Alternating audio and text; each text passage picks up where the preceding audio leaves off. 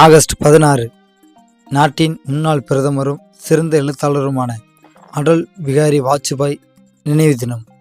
இவர் மத்திய பிரதேசம் குவாலியரில் 1924ஆம் ஆண்டு பிறந்தார். குவாலியர் பள்ளியிலிருந்து பயின்றிருக்காரு. வெள்ளையனை வெளியேறிய போராட்டத்தை கலந்து கொண்டு சிறைவாசம் சென்றவர்.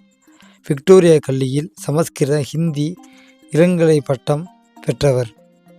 பாஞ்சசன்யா, ராஜ்டி தர்மா என்ற ஹிந்தி மாத இதழ், அர்ஜுன், வாதேஸ் நாளேடுகளில் ஆசிரியராகவும் பணியாற்றியிருக்காரு. 1977 வெளியுறவுத்துறை அமைச்சராகவும் இருந்திருக்காரு.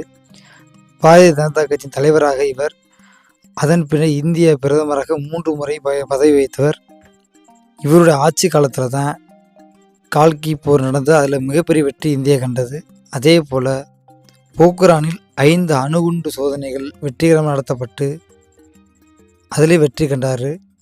பொருளாதார சீர்திருத்தங்கள், தங்க நாற்கர சாலை உள்ளிட்ட திட்டங்களை இவர் நடைமுறைப்படுத்தியிருக்காரு.